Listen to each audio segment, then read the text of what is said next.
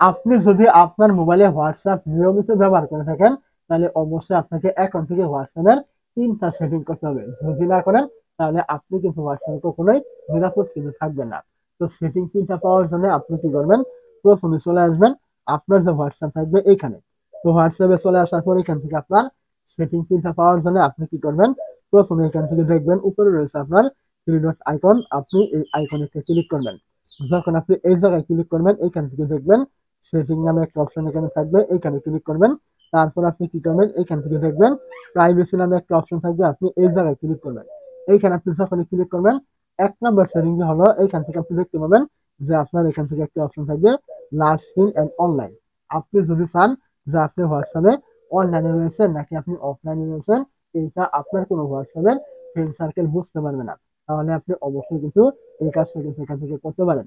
দেখতে পাবেন এই যে লাস্ট সিন এন্ড অনলাইন, এখানে ক্লিক করবেন। এখানে ক্লিক করলে এই যে অপশনটা এখান থেকে নো বলে সিলেক্ট করবেন এবং এখান থেকে এটা এই নিচে সিলেক্ট করবেন।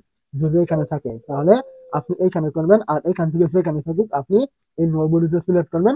তাহলে কিন্তু আপনাকে আর কেউ কিন্তু অনলাইনে কিন্তু দেখতে পারবে না যে আপনি অনলাইনে রয়েছেন নাকি আপনি এখন অফলাইনে রয়েছেন।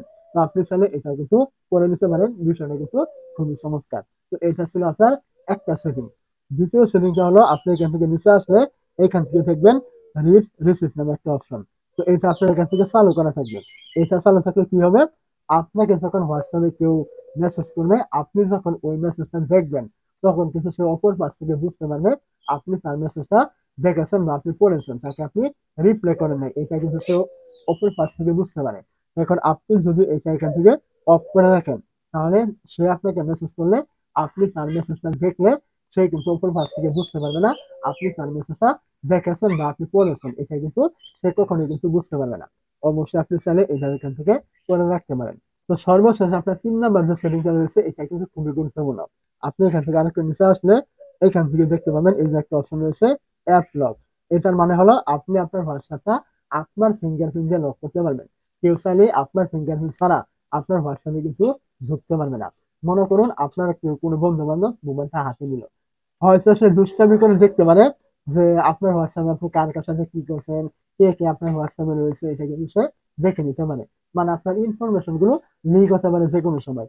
আর যদি আপনি এখান থেকে ফিঙ্গারপ্রিন্টটা লক করেন, তাহলে আপনার ফিঙ্গারপ্রিন্ট ছাড়া কেউ কিন্তু আপনার মোবাইলকে হাতে নেওয়ার পরেও কিন্তু হোয়াটসঅ্যাপে কিন্তু ওপেন কিন্তু করতে পারবে না। তো কিভাবে আপনি এটা লক করবেন? তার জন্য আপনি কি করবেন? এখান থেকে দেখবেন এই যে অ্যাপ লক অপশন থাকবে, আপনি কি করবেন? অ্যাপ লক একটা ক্লিক করবেন। তো অ্যাপ লগে ক্লিক করে দেওয়ার পরে এখান থেকে দেখবেন এই যে একটা অপশন থাকবে এখানে অফ করা। তো আপনি কি করবেন? এইখানে ক্লিক করে এটা এখান থেকে চালু করবেন। যখন এখান থেকে চালু করবেন, আপনাকে এখান থেকে আপনার ফিঙ্গারপ্রিন্ট কিন্তু দিতে বলবে। তো আমার এখানে এটা কালো দেখাবে, আপনি এখান থেকে আপনার ফিঙ্গারপ্রিন্ট এখান থেকে দিয়ে দিবেন। ফিঙ্গারটা দেওয়ার পর আপনার সামনে দেখবেন এইটা এখান থেকে চালু হয়ে গেছে এবং আপনার সামনে এরকম অনেক কটা অপশন কিন্তু চলে আসছে এখানে।